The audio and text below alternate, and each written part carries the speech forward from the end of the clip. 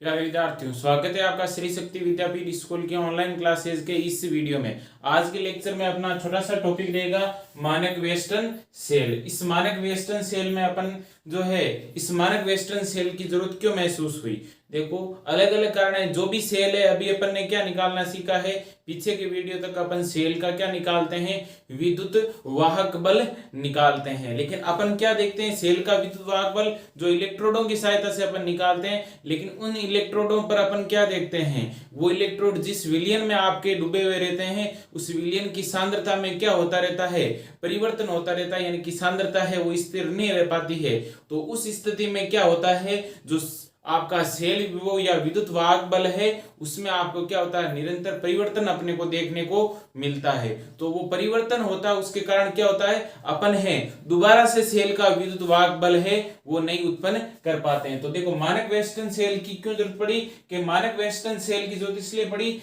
कि अपन है इस प्रकार के जो है, अगर किसी सेल का पुनरुत्पादनीय विद्युत वाहक बल है, यानी कि सेल का जो है बाकी जो सेल होते हैं उनसे अपन पुनरुत्पादनीय विद्युत वाहक बल है उत्पन्न नहीं कर सकते। जबकि इस मानक वेस्टर्न सेल से अपन क्या करते हैं, पुनरुत्पादनीय विद्युत वाहक बल है उत्पन्न कर सकते हैं। दूसरी सेल की क्या खासियत है, बाकी जितने भी अपन सेल देखते हैं उसमें आपकी रेडॉक्स अभिक्रिया होती है, ऑक्सीकरण और अपचयन भी अपन दर्शाते हैं। लेकिन वो जो सेल होता है वो आपका कम जो है उत्क्रमणीय होता है, या ऐसे बोल सकते हैं कि अनुत्क्रमणीय प्रवृत्ति थोड़ी सी ज्यादा रखता है। लेकिन ये मानक वेस्टर्न सेल है, ये क्या होता है, आपकी उत्क्रमणीय प्रवृत्ति है वो आपका अधिक दर्शाता है। फिर किसी भी सेल के लिए जो ताप गुणांक है, वो ताप गुणांक की अगर मैं बात करता हूं, तो किसी भी सेल के लिए ताप गुणांक है वो आपका क्या होता है, इस सेल के लिए जो ताप गुणांक है वो आपका कम होता है। जबकि बाकी जो सेल होते हैं उनके लिए ताप गुणांक का मान क्या होता है, काफी अधिक होता है। यानी कि वोल्टेज और केल्विन में, ताप को किस में लेते हैं, केल्विन में। तो आपका वोल्ट और केल्विन में जो आपका गुणांक उत्पन्न होता है, ताप गुणांक, उसका अंतर है या उस ताप गुणांक का मान है, वो मानक वेस्टर्न सेल के लिए क्या होता है, कम होता है। और बाकी सेलों के लिए ताप गुणांक क्या होता है, अधिक होता है। तो वो उतने जो है आपके ज्यादा यूजफुल नहीं होते हैं। इसीलिए मानक वेस्टर्न सेल है, तो वो मानक वेस्टर्न सेल आया। तो देखो, मानक वेस्टर्न सेल की कुछ क्या है, आपकी विशेषताएं हैं या इसके कुछ गुणधर्म हैं मानक वेस्टर्न सेल के। पहला गुणधर्म आपका क्या है, ये जो आपका सेल है ये आपका क्या होता है, ये एक स्थिर सेल होता है। यानी कि इसकी सांद्रता इलेक्ट्रोड है, तो उन इलेक्ट्रोडों में अपन देखते हैं उसकी सांद्रता है वो आपकी क्या रहती है, इलेक्ट्रोडों के पास है सांद्रता स्थिर रहती है। तो ये एक स्थिर सेल है जो पुनरुत्पादनीय, यानी कि दोबारा से जो विद्युत वाहक बल जो है आपका उत्पन्न करता है, पुनरुत्पादनीय विद्युत वाहक बल देता है। पहली विशेषता ये होगी। दूसरी विशेषता आपकी क्या होगी, ये जो आपका सेल है ये कौन सी प्रवृत्ति का होता है, उत्क्रमणीय। ये सेल उत्क्रमणीय प्रवृत्ति का होता है, उत्क्रमणीय प्रवृत्ति का होता है। तीसरी जो विशेषता है, इस सेल का ताप गुणांक, इस सेल का ताप गुणांक बहुत कम होता है, बहुत कम होता है, जिसका मान लगभग 0.0005 वोल्ट केल्विन इनवर्स होता है। तो इस प्रकार से अपन क्या देखते हैं, ये जो आपका सेल है ये एक स्थिर सेल होता है जो पुनरुत्पादनीय विद्युत वाहक बल देता है। ये सेल उत्क्रमणीय प्रवृत्ति का होता है। इस सेल का ताप गुणांक क्या होता है, बहुत कम होता है, जिसका मान लगभग इतना होता है। ये क्या है, मानक वेस्टर्न सेल के क्या है, आपके गुणधर्म है। इसकी क्या है विशेषता, जिसको जो है इसको अन्य सेलों से आपकी क्या करती है, अलग करती है। अब देखो, मानक वेस्टर्न सेल है, इसका डायग्राम जो है आपके बोर्ड के सामने जो है इस पे बना हुआ है। इस डायग्राम से अपन क्या देखते हैं, ये जो भी आपकी कंडीशन है, जो भी अपने हैं बना रहे हैं यहाँ पर डायग्राम, ये ध्यान रखना 298 केल्विन ताप पर ये सारी चीजें अभिक्रिया होती है, जिसको अपन क्या बोलते हैं, मानक ताप है वो बोलते हैं। तो मानक ताप पर जो है 298 केल्विन ताप पर इसका जो सेल विभव है उसका जो मान निकल करके आता है वो 1.018 के लगभग जो है आपका वोल्टेज, यानी कि इसके लगभग इसका जो है वो क्या रहता है, सेल है, जो कि आपका सेल विभव है वो क्या रहता है, स्थिर रहता है। यानी कि इसकी सांद्रता में, क्यों, इसमें जो इलेक्ट्रोड है उसकी सांद्रता में भी क्या होता है, कम परिवर्तन होता है, इसलिए क्यों ये स्थिर सेल है, इसमें वोल्टेज है आपका कम ज्यादा है, परिवर्तन नहीं हो पाता है, और ये उत्क्रमणीय प्रवृत्ति का भी होता है, और ताप गुणांक आपका इसका क्या होता है, कम होता है।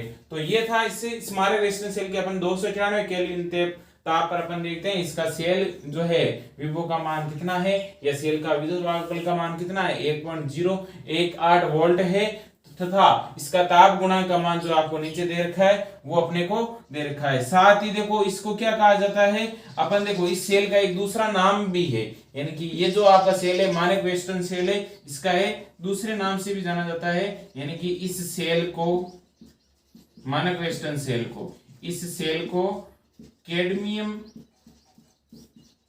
इस सेल को कैडमियम सेल भी कहा जाता है।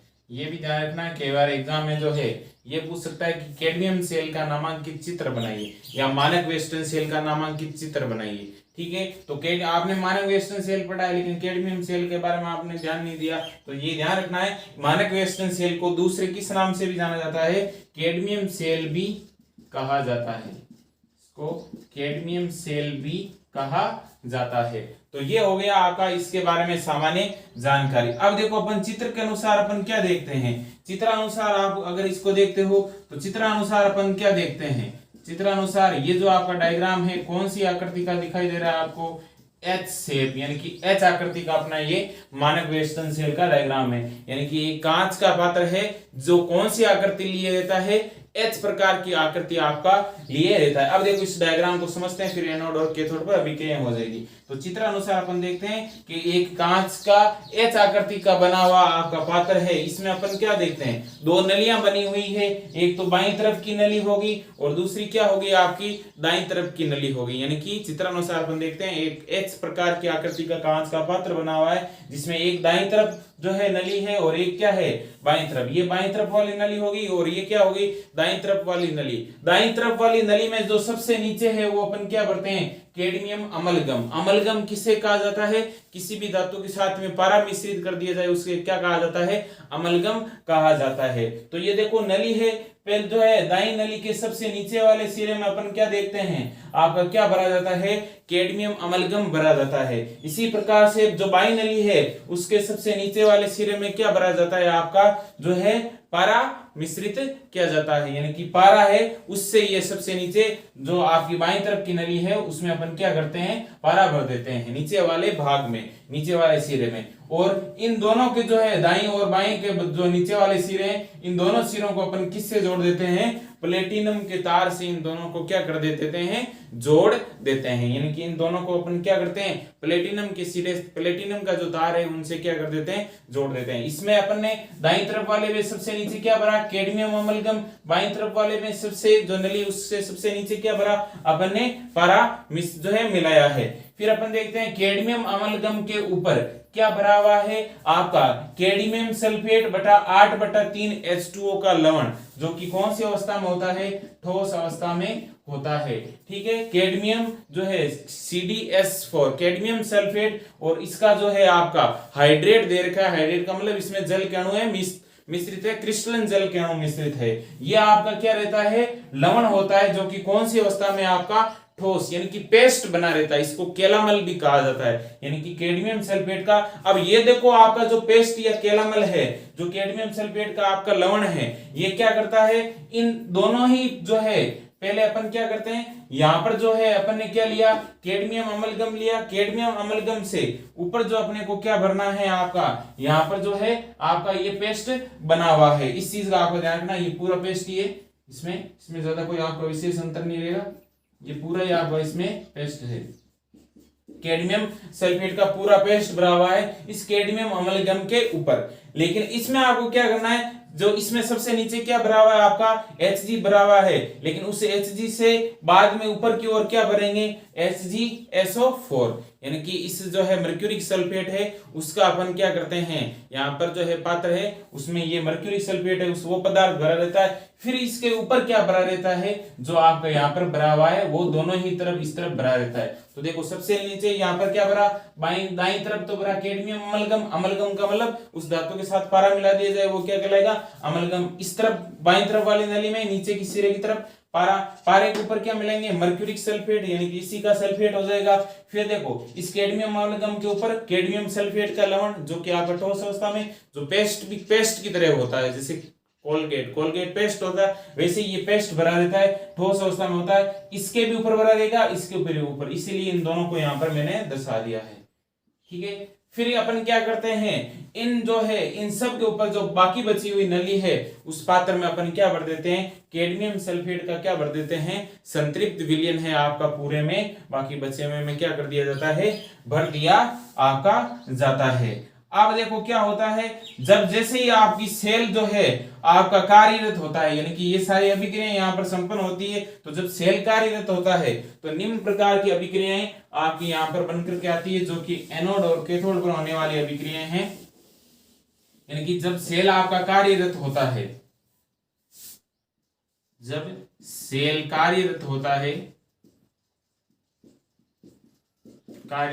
है तो अपन देखते हैं एनोड और जो है कैथोड पर निम्न प्रकार की, सबसे पहले अपन आते हैं कि एनोड पर संपन्न होने वाली अभिक्रिया। अब अपन जानते हैं एनोड पर कौन सी अभिक्रिया संपन्न होगी, ऑक्सीकरण अभिक्रिया संपन्न होगी। तो वैसे आपको विद्युत रासायनिक श्रेणी में दे रखा है, विद्युत रासायनिक श्रेणी में सारे तत्व हैं उनको ऊपर नीचे दर्शा रखा है, तो वहां से आप जो है एक बार अगर उसको 2-3 बार रिवाइज भी करोगे तो आपको पता चल जाएगा कि इसमें कैडमियम और पारा आपकी दो धातुएं हैं, एक तो कैडमियम है दूसरा क्या है, पारा। तो अपने को देखना है कि कैडमियम पे ऑक्सीकरण होगा, पारे का ऑक्सीकरण होगा, या किसका अपचयन हो रहा है, किसका ऑक्सीकरण हो रहा है, वो आपको सारणी से पता चलेगा। जनरली जो है कैडमियम है उसका अपचयन विभव का मान अधिक है, तो उस स्थिति में यहाँ पर जो कैडमियम है उसका क्या हो जाएगा, आपका ऑक्सीकरण होगा। कैडमियम का ऑक्सीकरण कुछ इस प्रकार से होगा, कैडमियम से क्या होगा, कैडमियम 2+ और प्लस का क्या हो जाएगा 2 इलेक्ट्रॉन, ये आपका क्या हो जाएगा, इस पूरी जो है यहाँ पर जो पात्र है इस पात्र में क्या होगा, कैडमियम जो अमलगम भरा हुआ है इसका मतलब वो उसका क्या होगा, इलेक्ट्रोड हो गया, और कैडमियम है उसका ऑक्सीकरण होता है, वो ऑक्सीकरण कुछ इस प्रकार से आपका होता है। ये तो होगी एनोड, क्यों, ऑक्सीकरण हमेशा किस पर होता है, आपका एनोड पर। तो जब सेल कार्यरत होता है तो उसके एनोड पर ये निम्न प्रकार की अभिक्रिया होती है। जब सेल में आपका जो है आपका एनोड पर तो ये होगी, अब कैथोड पर क्या होगी, कैथोड पर अपन जानते हैं क्या होता है, कैथोड होगा, उस कैथोड पर आपका जानते हैं क्या होगा, अपचयन होता है। एनोड पर क्या हो गया, ऑक्सीकरण, तो कैथोड पर क्या होगा, अपचयन। तो कैथोड पर अपचयन देखो कुछ इस प्रकार से होगा, अपन देखते हैं यहाँ पर Hg है तो उसका जो अपने विलयन के रूप में यहाँ पर लेते हैं उसका पूरा पदार्थ लेते हैं, तो HgSO4 और प्लस का 2 इलेक्ट्रॉन, इससे अपन यहाँ पर क्या देखते हैं, या संतुलित करके यहाँ पर लिख सकते हो Hg2SO4 प्लस का 2 इलेक्ट्रॉन, ठीक है, और यहाँ पर क्या हो जाएगा 2Hg और प्लस का क्या हो जाएगा SO4 पे 2 माइनस। अब देखो अलग सा है थोड़ा सा यहाँ पर कि आपने Hg प्लस क्यों नहीं किया, तो उसका रीजन है यहाँ पर देखो कि अपन जानते हैं ये आपका Hg2SO4 है, यहाँ पर क्या दशाएं हैं, इलेक्ट्रॉन है दशाएं, तो समीकरण के इस तरफ पूरा कितना आवेश है, इसका 0 हो जाएगा -2, तो समीकरण के इस तरफ कितना आवेश है, -2 है, समीकरण के इस तरफ भी कितना आवेश है, ये तो 0 हो जाएगा, और इसका कितना हो जाएगा -2, आवेश बराबर हो जाएगा। वैसे भी कर सकते हो, आयनों के रूप में भी तोड़ के कर सकते हो, लेकिन इलेक्ट्रॉन दर्शाएंगे तो वो सारी चीजें आपको वापस इसी समीकरण पे लेकर आई, तो सीधा आपको याद रखना है Hg2SO4, यानी कि ये जो आपका मर्क्यूरिक जो सल्फेट है इसमें पारे के 2 अणु अपन ने ले लिए, और उसका जो है वो इलेक्ट्रॉन ग्रहण करेंगे तो क्या बनेगा 2Hg प्लस का SO4 पे क्या हो जाएगा 2 माइनस। ये आपकी क्या होगी, कैथोड पर होने वाली अभिक्रिया होगी, और कैथोड पर अपन जानते हैं कौन सी अभिक्रिया होती है, अपचयन अभिक्रिया होती है।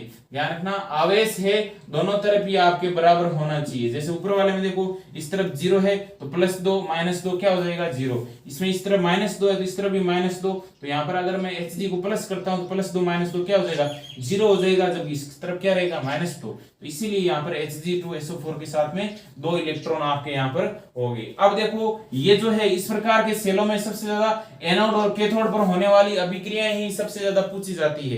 यानी कि या तो पूछेगा नामांकित चित्र बनाओ, या मानक वेस्टर्न सेल के एनोड और कैथोड पर होने वाली अभिक्रिया, या प्रश्न पूछ सकता है आपका कि इस सेल की संपूर्ण सेल अभिक्रिया दर्शाओ। तो एनोड और कैथोड पर होगी तो संपूर्ण सेल अभिक्रिया अपन दर्शा सकते हैं। तो संपूर्ण सेल अभिक्रिया क्या होगी, एनोड और कैथोड दोनों, एनोड का मतलब क्या हो जाएगा ऑक्सीकरण, और जो कैथोड का मतलब क्या हो जाएगा अपचयन। तो पूरे सेल में रेडॉक्स अभिक्रिया होगी, ऑक्सीकरण और अपचयन अभिक्रिया। तो पूरे सेल की यानी कि संपूर्ण सेल अभिक्रिया कुछ इस प्रकार से होगी।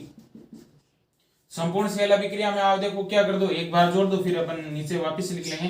कैडमियम प्लस क्या लिखेंगे, Hg2SO4 प्लस का 2 इलेक्ट्रॉन, यहां पर आपका क्या हो जाएगा कैडमियम 2 प्लस, प्लस का 2 इलेक्ट्रॉन, प्लस का 2Hg, और प्लस का क्या हो जाएगा SO4 पे क्या हो जाएगा 2 माइनस। यानी कि अपन ने क्या किया, एनोड और कैथोड पर होने वाली अभिक्रियाएं थी वो आपकी, ये अर्ध एनोड, ये एनोड अर्ध सेल हो गया, या ऑक्सीकरण अर्ध सेल बोल दो, और ये क्या हो जाएगा आपका अपचयन अर्ध सेल। डेनियल सेल में बताया था ये ऑक्सीकरण अर्ध सेल, ये क्या हो जाएगा अपचयन अर्ध सेल। दोनों को संयोजित करेंगे तभी आपका क्या बनेगा, संपूर्ण सेल बनेगा। तो अपन क्या करते हैं, तीर के जो है एनोड और कैथोड में, तीर के इस तरफ है उनको एक तरफ जोड़ते हैं, बाईं तरफ वालों को, दाईं तरफ वालों को अपन ने एक तरफ जोड़ दिया। 2 इलेक्ट्रॉन से 2 इलेक्ट्रॉन क्या हो जाएंगे, दोनों तरफ कॉमन है, कैंसिल हो जाएंगे। तो सेल अभिक्रिया क्या बचेगी, कैडमियम प्लस का Hg2SO4, और इधर क्या हो जाएगा आपका कैडमियम पे 2 प्लस, प्लस का क्या हो जाएगा